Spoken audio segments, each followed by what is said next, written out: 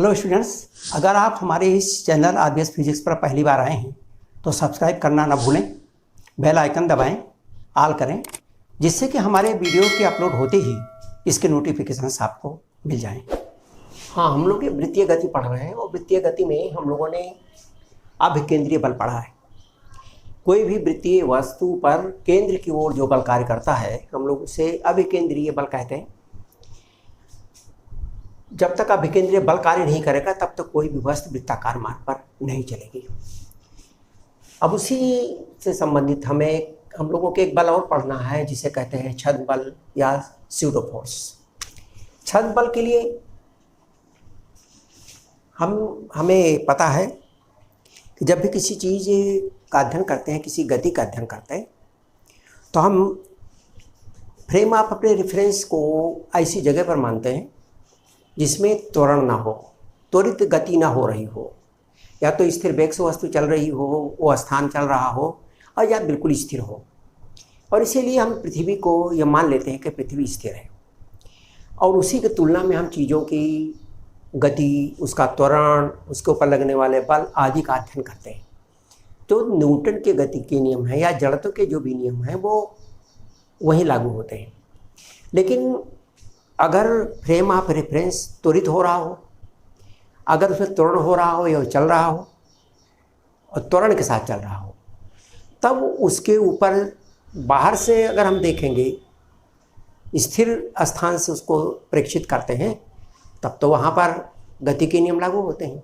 लेकिन यदि उसी वस्तु के ऊपर रहें तो चूंकि वो त्वरित है फ्रेम ऑफ रेफरेंस, इसलिए वहाँ पर हमारे जड़त्व के नियम लागू नहीं होते। और इस प्रकार के जो हमारे फ्रेम ऑफ रेफरेंस है, इस प्रकार के जो निर्देश तंत्र हैं, उन्हें हम अजड़त्वीय निर्देश तंत्र कहते हैं। अजड़त्वीय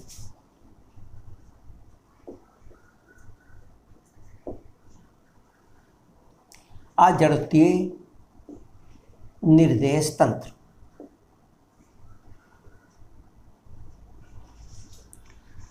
non inertial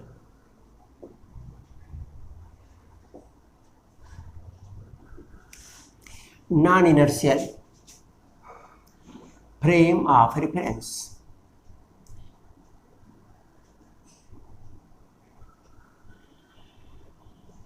frame of reference system.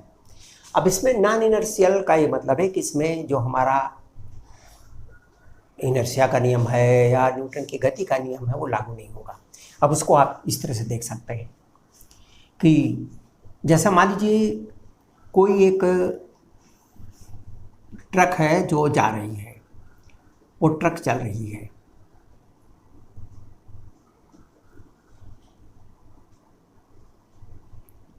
Truck है या कोई भी गाड़ी है जो जा रही है, और इस पर कोई भी सामान रखा हुआ है, यहाँ पर कोई भी सामान रखा हुआ है,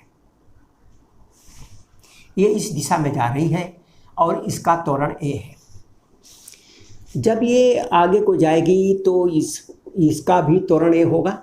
ये त्वरण से ये गाड़ी आगे को जा रही है। इसके ऊपर वस्तु रखी है, इसके ऊपर ये इसका फर्श बल लगाएगा, उस दिशा में लगाएगा जिस दिशा में गाड़ी जा रही है, और ये जो बल लगेगा ये घर्षण का बल होगा F। ये घर्षण बल है।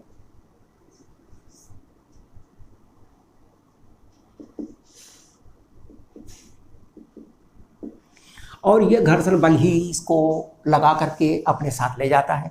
यदि इसके ऊपर एक बल कार्य करता है, हम यदि पृथ्वी से देखें, पृथ्वी से देखने पर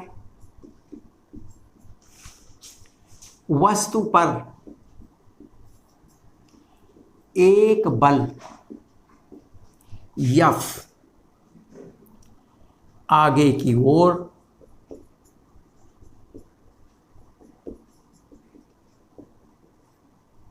कार्य करता हुआ पृथ्वी से देखने पर वस्तु पर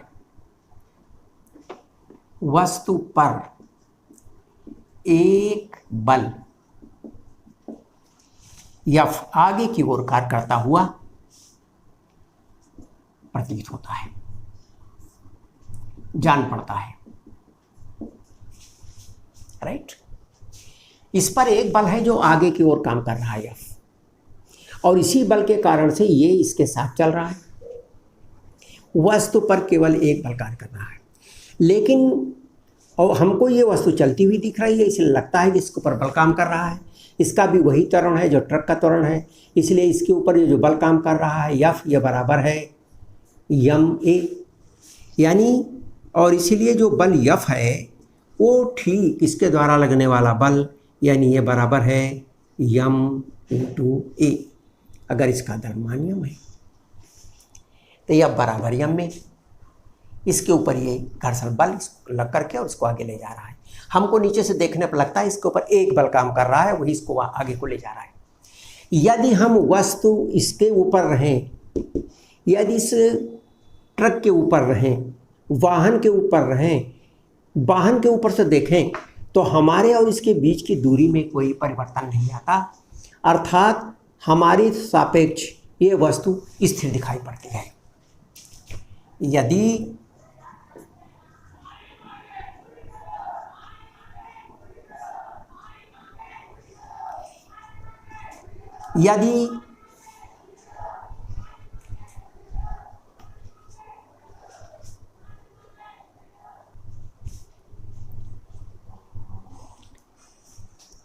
यदि वाहन से द्रव्यमान को देखा जाए, वाहन से प्रेक्षण लें तो वस्तु प्रेक्षक के सापेक्ष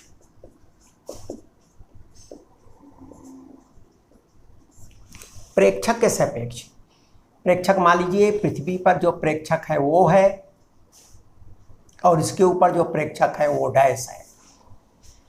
तो प्रेक्षक के सापेक्ष वस्तु स्थिर दिखाई देती है।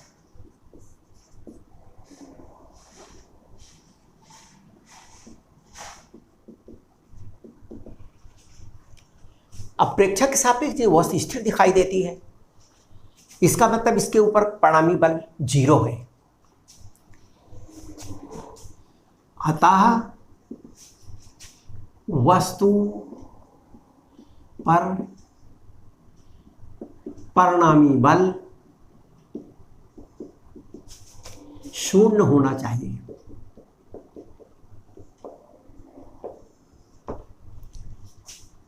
अतः यह तभी संभव है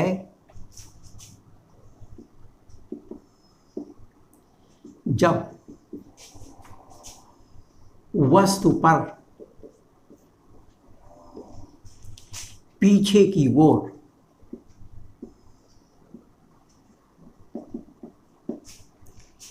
एक अन्य बल या पी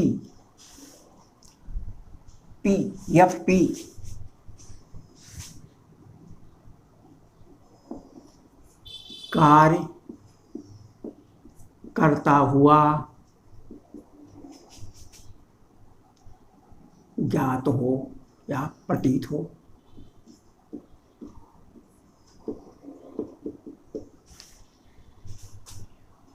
और इसीलिए F P plus F must be equal to 0।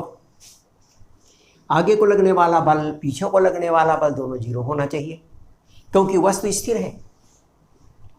वस्तु अगर चलती तो बल लगता, वस्तु चल नहीं रही है। यहाँ का जो प्रेक्षक है उसकी तुलना में वस्तु नहीं चल रही है, और जब वस्तु नहीं चल रही है तो इसका मतलब इसके ऊपर परिणामी बल 0 है। इसलिए इस पर पीछे की ओर भी एक बल इसके लिए कार्य करना चाहिए, एफ पी। और इसीलिए F P equal to minus F बराबर माइनस एम ए। ये है बल, आभासी बल है। यह बल आभासी बल है, इसे ही छद्म बल कहते हैं।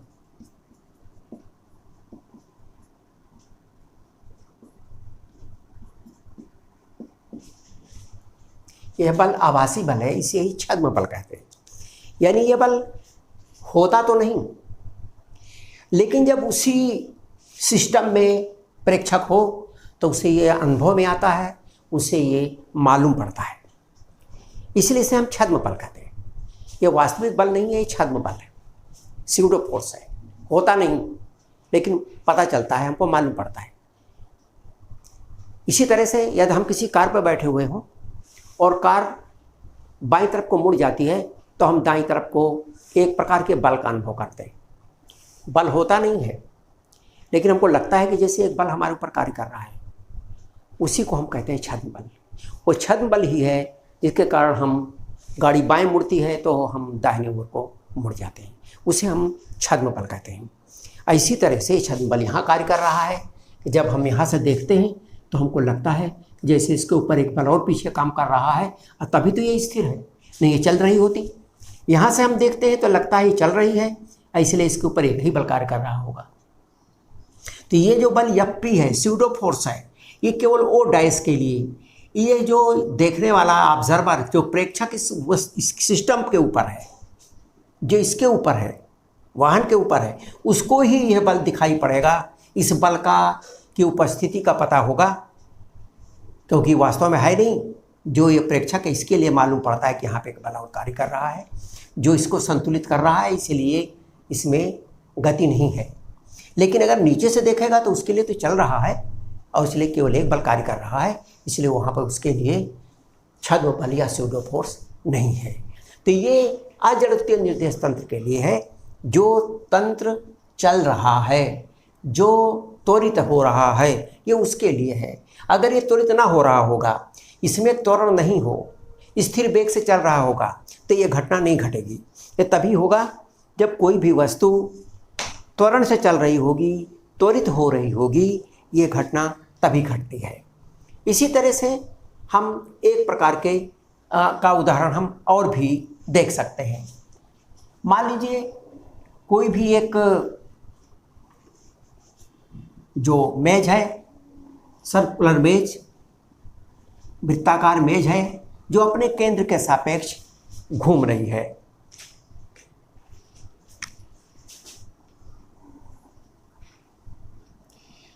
इसके सापेक्ष घूम रही है।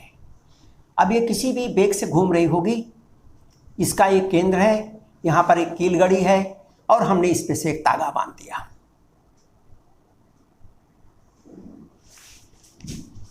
यदि हम इसको बाहर से देखते हैं, ये प्रेक्षक ओ, प्रेक्षक ओ के लिए ये वृत्ताकार मार्ग पर वस्तु घूम रही है।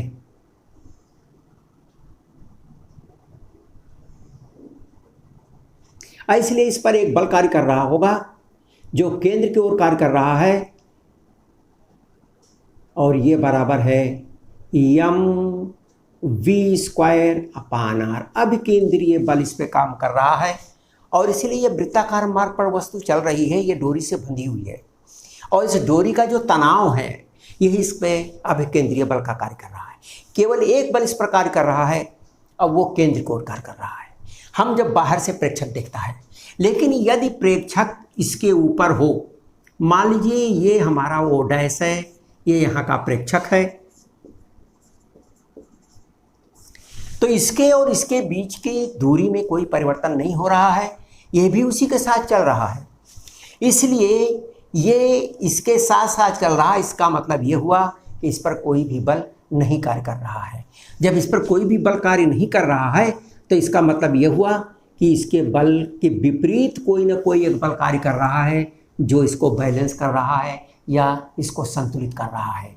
और इसीलिए ये जो हमारा बल है, ये जो अभिकेंद्रीय बल है, इसके विपरीत कोई एक बल को काम कर रहा है जो ठीक इसी के बराबर है, उसे हम कहते हैं अपकेंद्र बल, और ये बराबर होता है mv² /r, ये भी उसी के बराबर होता है। लेकिन ये अपकेंद्र बल केवल इसको दिखाई पड़ता है क्योंकि इसके ऊपर परिणामी बल 0 चाहिए, ये स्थिर है, इसे इसके ऊपर कोई बल नहीं चाहिए। लेकिन इसकी तुलना में तो ये चल रही है, वृत्ताकार मार्ग पर गति कर रही है, इसलिए अभिकेंद्रीय बल चाहिए। तो इसके लिए तो केवल एक बल है, अभिकेंद्रीय बल। लेकिन ये जो इस निकाय के अंदर है, इस सिस्टम के अंदर है, त्वरित होने वाले इस सिस्टम में है, इसलिए इसके लिए एक और बल काम करेगा, mv²/r अपकेंद्र बल। और ये जो अपकेंद्र बल है जो बाहर की ओर काम करता है, अपकेंद्र बल, ये अपकेंद्र बल भी इसमें कार्य करता है। ये छद्म बल है, ये स्यूडो फोर्स है, ये होता तो नहीं, लेकिन इस निकाय में अगर हो कोई प्रेक्षक तो उसको ये दिखाई पड़ेगा, इसकी उपस्थिति का उसको पता चलेगा। इसे हम कहते हैं स्यूडो फोर्स या छद्म बल।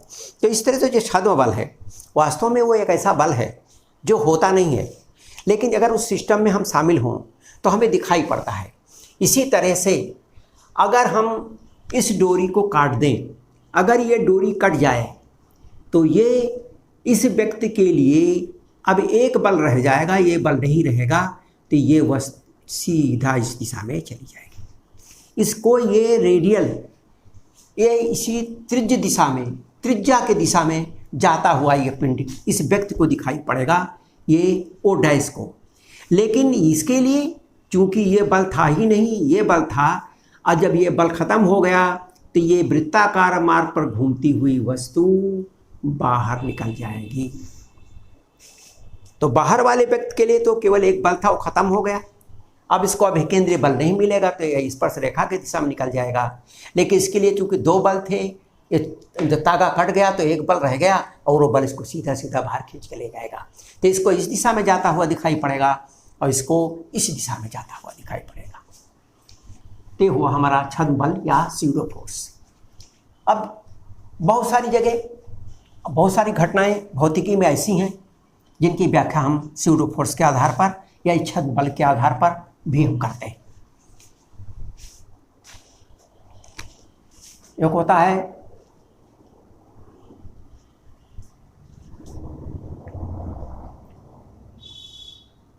सेंट्रीफ्यूज, कहते हैं उसे सेंट्रीफ्यूज। सेंट्रीफ्यूज कहते हैं जिसको कि आप सेपरेटर कहते हैं। दूध से मलाई या मक्खन अलग कर लेते हैं। इसी तरह बहुत सारे अलग अलग साइज के छोटे बड़े कण होते हैं, हल्के और भारी, उनको भी अलग अलग किया जाता है। तो उसमें अगर किसी भी बर्तन में या किसी भी नलियों में और भर के किसी चीज़ को, अब मान लीजिए इसके अंदर दूध भी भर दिया या कण भर दिए कई साइज के, इसको बड़ी तेज़ी से आप घुमाते हैं।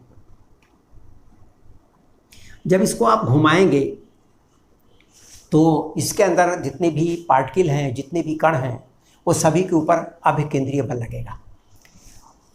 और जब इनके ऊपर सभी के ऊपर अभिकेंद्रीय बल लगेगा, इस सिस्टम के हिसाब से वो कण दो तरह का बल अनुभव करेंगे। एक बल उनको बाहर की ओर भी लगेगा, जिसे हम अपकेंद्रीय बल लगते हैं। तो अभिकेंद्रीय बल और अपकेंद्रीय बल बराबर है, तो इसके ऊपर जो अपकेंद्रीय बल लगेगा वो बराबर लगेगा mv²/r अपकेंद्र बल।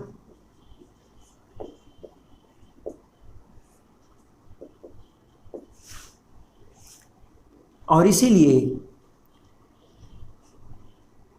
इसमें चूंकि सारे कणों की वेलोसिटी बराबर है और सारे कणों के ऊपर लगने वाला अभिकेंद्रीय बल भी बराबर है, सब साथ घूम रहे हैं, और इसीलिए जो यम है वो अनुक्रमानुपात r।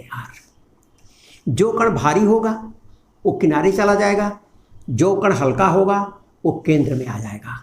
मक्खन हल्का है तो बीच में रहता है और बाकी के इसके अंदर के जो तत्व होते हैं वो किनारे हो जाते हैं। इस प्रकार से दूध से मक्खन अलग हो जाता है। छोटे और बड़े कण हों तो जो छोटे कण होंगे इसके बीच में आ जाएंगे और जो बड़े कण होंगे उसके किनारे चले जाएंगे। इस तरह से हम सेपरेट कर लेते हैं, अलग अलग कर लेते हैं, अलग अलग प्रकार के अलग अलग आकार के कणों को घुमा करके। तो ये हुआ हमारा जो अपकेंद्र बल है उसका एक ये उदाहरण हो गया। इसी तरह से बहुत सारे उदाहरण हमारे पास हैं। हमने देखा कि जो हमारे टुल्लू से हम पानी चढ़ाते हैं उसमें एक पंखी होती है और ये पंखी बड़ी तेज़ी से घूमती है। इसमें ऊपर को छेद रहता है और साइड में रहता है जिससे इसके अंदर पानी आता है। इसमें ये पानी आता है और ये पानी इसके अंदर बड़ी तेज़ी से घूमता है, तो उसके ऊपर अपकेंद्र बल लगता है और अपकेंद्र बल चूँकि और जगह ये बंद है इसलिए अपकेंद्र बल यहाँ रास्ता खुला है, उस अपकेंद्र बल के कारण से ऊपर चला जाता है, ये ऊपर पानी चला जाता है। इसीलिए इसको सेंट्रीफ्यूगल पंप भी कहते हैं। अपकेंद्रित पंप पानी को घुमा देता है और घूमने के कारण से बाहर जाने के लिए इसको रास्ता चाहिए, क्योंकि इस पर बाहर की ओर बल कार्य करता है। केवल एक मार्ग है जहाँ पर जा सकता है, इसलिए पानी ऊपर चढ़ा जाता है। तो ये हमारे पानी चढ़ाने की मशीन है, टुल्लू जिसे कहते हैं। टुल्लू की ये मशीन है, छोटे छोटे मोटरें हैं और उस टुल्लू की मशीन से ये हम इसको पानी को ऊपर चढ़ा देते हैं। ये पानी का पंप है। तो इस तरह से अब केंद्र बल के बहुत सारे हमारे पास उदाहरण हैं। अब आइए, हम लोगों ने अभी ऊर्ध्ववृत्तीय गति के बारे में इसके पहले पढ़ा है। ऊर्ध्ववृत्तीय गति, अब ऊर्ध्ववृत्तीय गति में हम लोगों ने पढ़ा है कि कोई भी चीज़ ऊपर और नीचे गति करती है। उसी की एक प्रॉब्लम है कि अगर हम किसी भी बाल्टी में पानी ले लें और उसको ऊर्ध्ववृत्तीय गति में घुमाएं, हमने उसको रस्सी में बांधा और बाल्टी को घुमाया, ये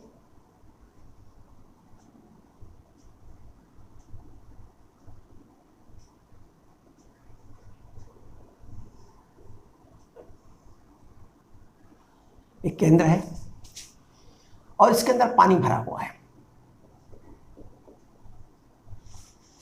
उच्चतम बिंदु पर भी पानी नीचे नहीं गिरता, उच्चतम बिंदु पर भी पानी नीचे नहीं गिरता। बाल्टी में पानी भरकर ऊर्ध्व वृत्त में घुमाने पर उच्चतम बिंदु पर भी पानी नीचे नहीं गिरता।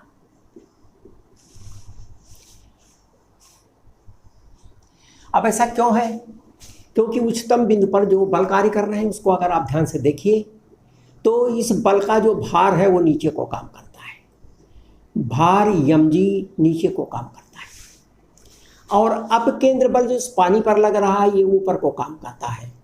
ये ऊपर को काम करने वाला बल है F, अपकेंद्र बल।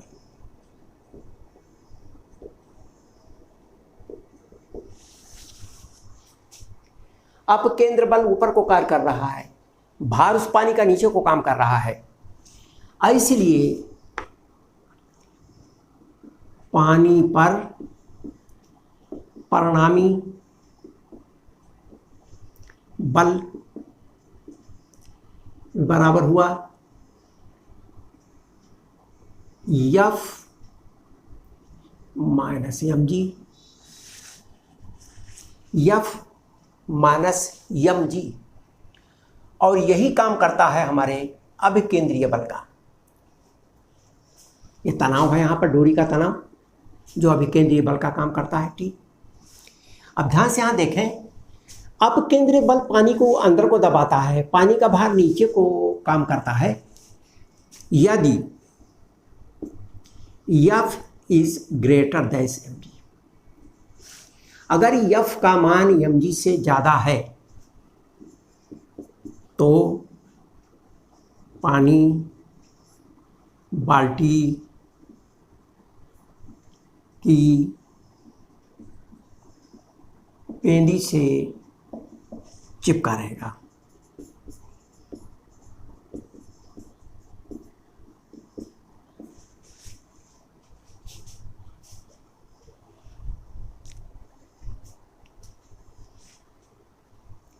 अब F माइनस एम जी इस परिणामी बल काम करता है ऊपर की तरफ।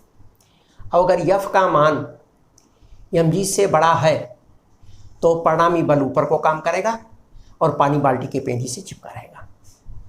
इससे ज़्यादा होगा तब परिणामी बल ऊपर की ओर काम करेगा और उसको बाल्टी से चिपकाए रखेगा।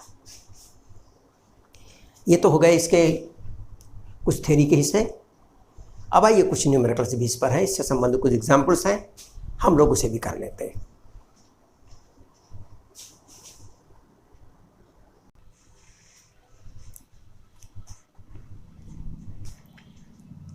साठ सेंटीमीटर त्रिज्या के ऊर्ध्ववृत्त के उच्चतम बिंदु से कोई पिंड विराम से छोड़ दिया जाता है। वृत्तीय पृष्ठ घर्षण रहित है, किस ऊंचाई पर पिंड वृत्त से अलग हो जाएगा?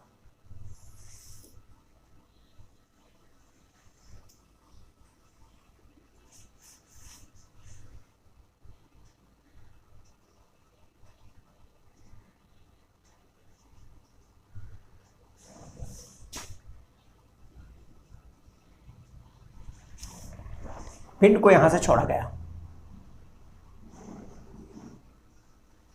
पिंड यहां से फिसलता हुआ आया और मान लीजिए इस बिंदु पर वो इसको छोड़ देता है।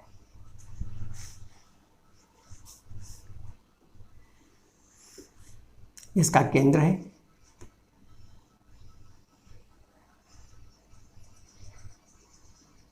इसका ये भार है mg,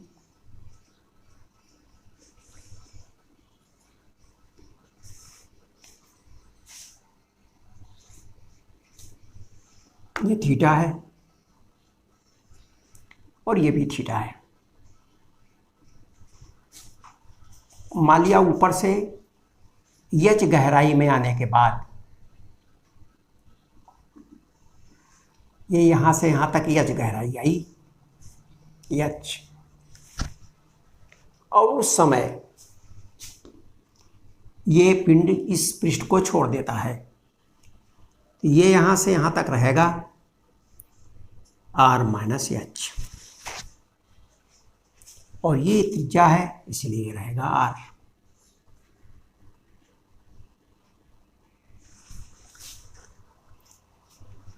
यहाँ पर इसका भार नीचे को काम करता है और इसका जो इसके ऊपर चूंकि फिसलता है इसलिए इसका जो लंब प्रतिक्रिया है वो इस दिशा में है। लेकिन जब ये पृष्ठ को छोड़ देगा तो n बराबर 0 हो जाएगा और mg का जो घटक है वो इस दिशा में काम करेगा। mg का जो घटक इस दिशा में काम करता है वो है mg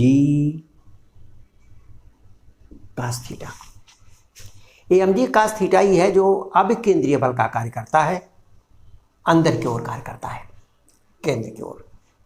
लेकिन जिस बिंदु पर मान लिया ये बिंदु हमारा A है, ये बिंदु B है, B बिंदु पर ये पृष्ठ को छोड़ देता है।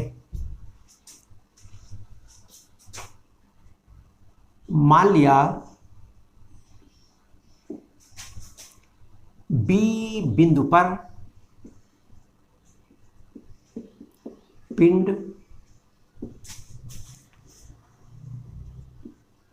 वृत्तीय पृष्ठ को छोड़ देता है।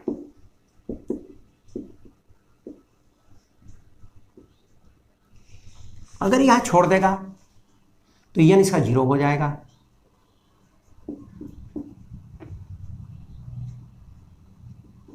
ये तो 0 हो जाएगा। अब इसके ऊपर अभिकेंद्रीय बल कार्य करेगा क्योंकि वृत्ताकार मार्ग पर गिर रहा है, और अभिकेंद्रीय बल बराबर अभिकेंद्रीय बल mg cos थीटा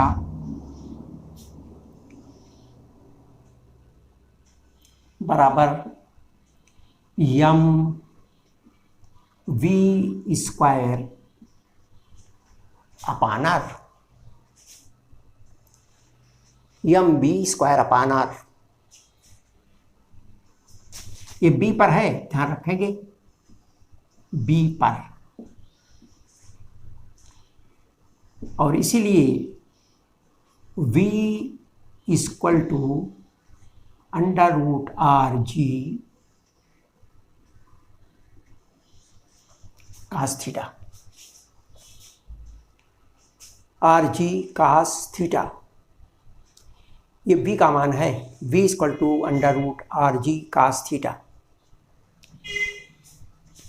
यहाँ पर पिंड स्थिर अवस्था में है, इसलिए यहाँ पर जितनी भी स्थितिज ऊर्जा होगी यहाँ पर वो गतिज ऊर्जा में बदल जाएगी। हम इसके सापेक्ष इस बिंदु की कोई स्थितिज ऊर्जा को देखते हैं तो A पर स्थितिज ऊर्जा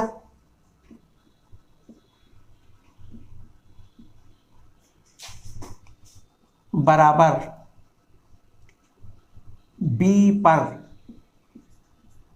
गतिज ऊर्जा।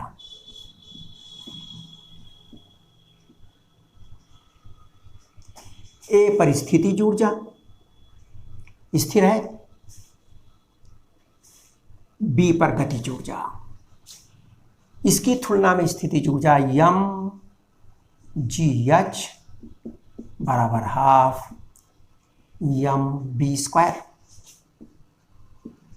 और इसीलिए v बराबर under root 2 ji H.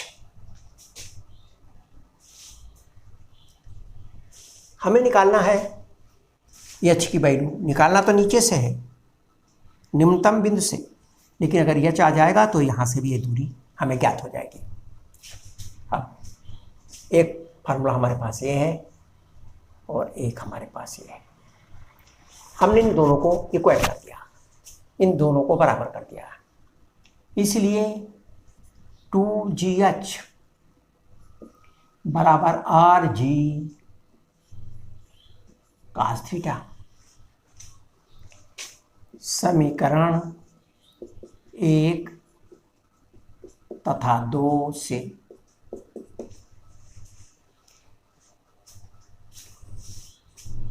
To ji H, अब यहाँ ये जी से ये जी कट जाएगा,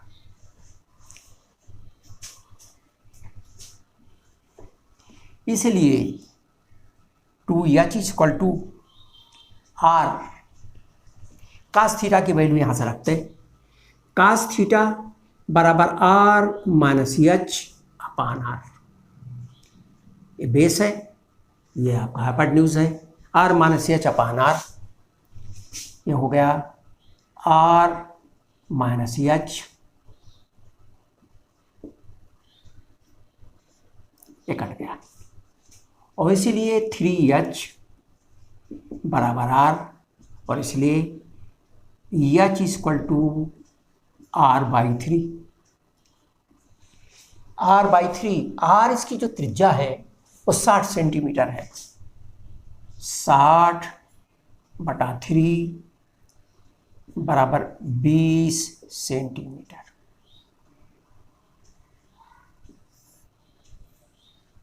ये तो उच्चतम बिंदु से हुआ, इसकी कितनी दूरी है?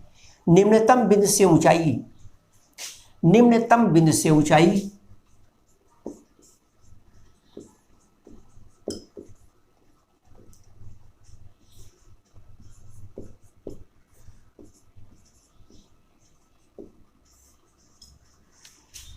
अभी निम्नतम बिंदु से कितनी इसकी ऊंचाई होगी?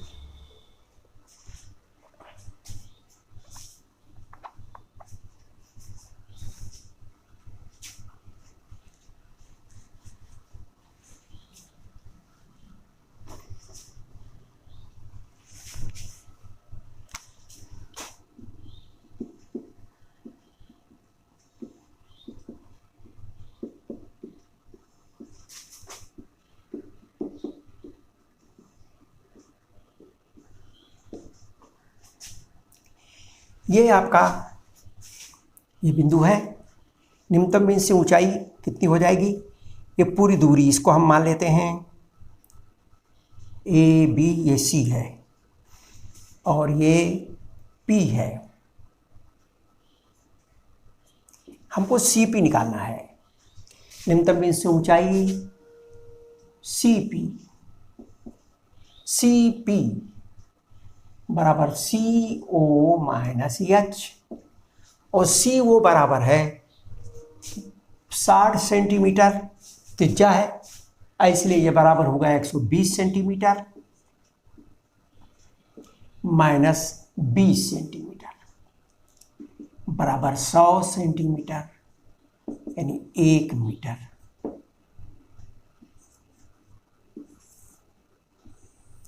तो निम्नतम बिंदु से 1 मीटर की ऊंचाई पर जो पिंड होगा वो इस वृत्तीय पृष्ठ को छोड़ देगा। छोड़ देगा मतलब उसके संपर्क से अलग हो जाएगा। तो ये हो गया इसका एक एग्जाम्पल इसका हुआ। आइए और देखते हैं।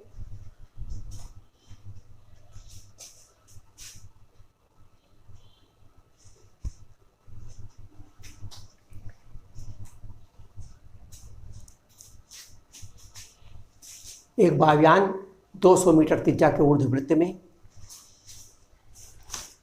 200 त्रिज्या के ऊर्ध्ववृत्त में 360 किलोमीटर प्रति घंटा की समान चाल से चक्कर लगाता है। उच्चतम और निम्नतम स्थिति में पायलट अपनी सीट को किस बल से दबाता है? पायलट पर जो लगने वाला प्रतिक्रिया बल है, पायलट भी उतना ही बल सीट पर लगाता है। इसलिए यहाँ पर जो प्रतिक्रिया बल है, सीट पर लगने वाला दबाव ये है और यहाँ पर सीट पर लगने वाला दबाव ये है। हमको इस उच्चतम और निम्नतम बिंदु पर सीट पर लगने वाले दबाव को निकालना है। तो एक तो यहाँ पर चाल जो दी है v equal to 360 into 5/18 metre पर सेकंड।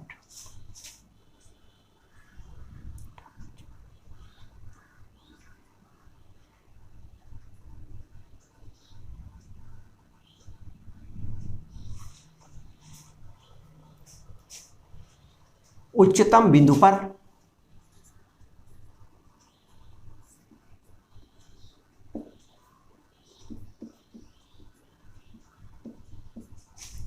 अभिकेंद्रीय बल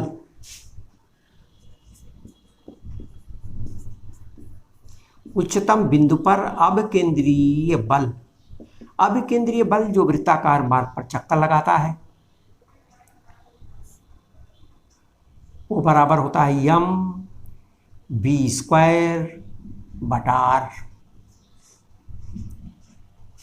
अभिकेंद्रीय बल जो केंद्र की ओर कार्य करने वाला बल, किसी भी स्थान पर जो केंद्र की ओर बल कार्य करता है, अभिकेंद्रीय बल। आप यहाँ पर देखें सबसे ऊपर वाले बिंदु पर, उच्चतम बिंदु पर, तो दो बल मिलकर के केंद्र की ओर काम करते हैं, R1 और mg।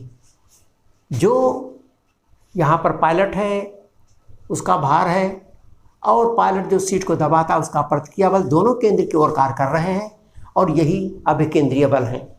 इसलिए उच्चतम बिंदु पर अभिकेंद्रीय बल mv² बराबर हुआ R1 प्लस mg और इसलिए R1 बराबर m बराबर हुआ 75, b 100 into 100, r 200, mv²/r। R1 बराबर mv²/r। ये तो हुआ mg माइनस mg। m का मान है 75 और g का मान है 10। कट जाएगा।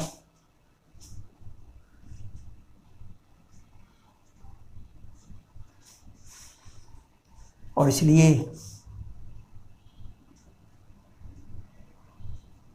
इससे इसको काट दिया।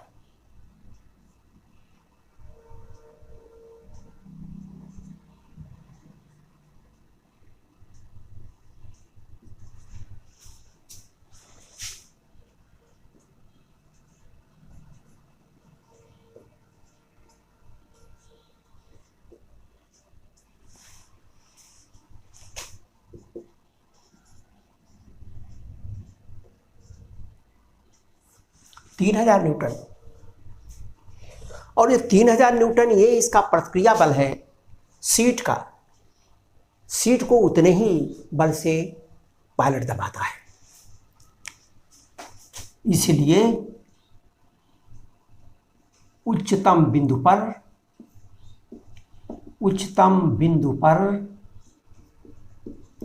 पायलट सीट को 3000 न्यूटन के बल से दबाता है।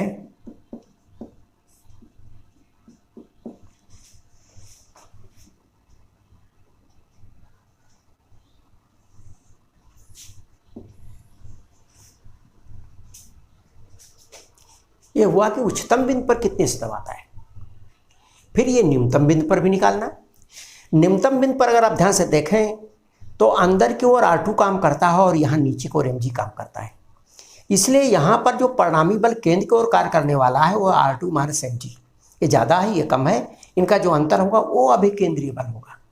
तो निम्नतम बिंदु पर अभिकेंद्रीय बल बराबर R2 माइनस mg। हम यहाँ R2 का मान नीचे भी निकालना है कि कितने से सीट को दबाता है।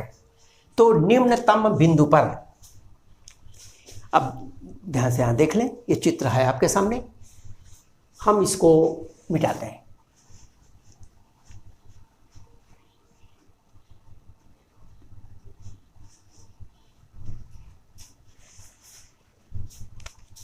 निम्नतम बिंदु पर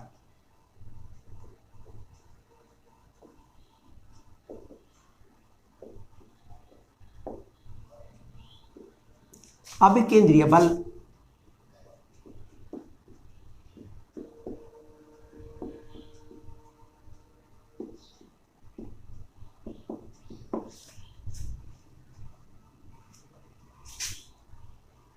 m v स्क्वायर बटा r, ये बराबर है R2 माइनस mg। हमें निकालना है R2 और इसलिए R2 बराबर mv स्क्वायर बटा r प्लस mg।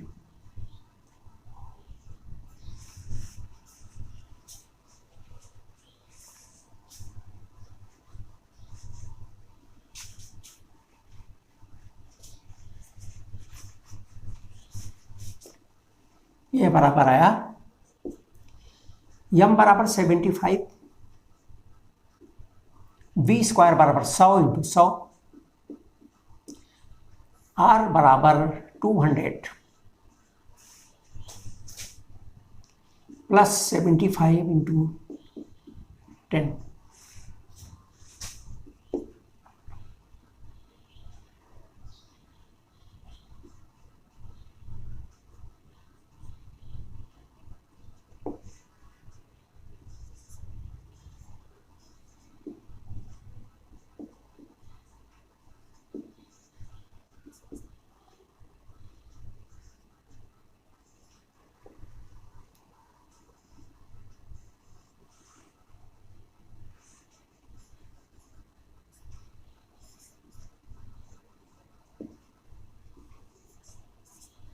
ये प्रतिक्रिया बल है जो सीट की प्रतिक्रिया बल पायलट पर लगती है, तो पायलट भी इसी बल से दबाएगा और इसलिए पायलट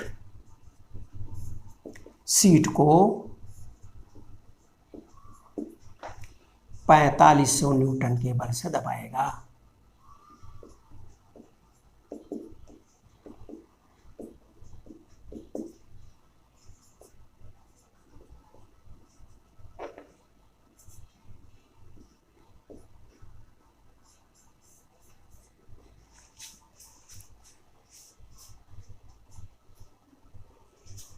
तो ये हो गया कुछ और एग्जाम्पल्स।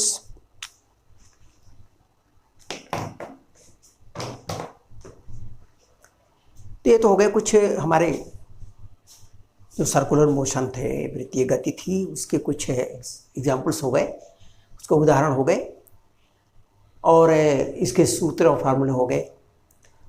बाकी भी इसके जो और प्रॉब्लम्स है समय समय पर हम करते रहेंगे। बस दैट्स ऑल। वीडियो देखने के लिए बहुत बहुत धन्यवाद। यदि इस चैप्टर में किसी भी प्रकार का डाउट होता है तो आप हमारे कमेंट सेक्शन अथवा हमारे सोशल साइट्स पर जाकर पूछ सकते हैं, जिसका लिंक हमारे डिस्क्रिप्शन पर दिया होगा।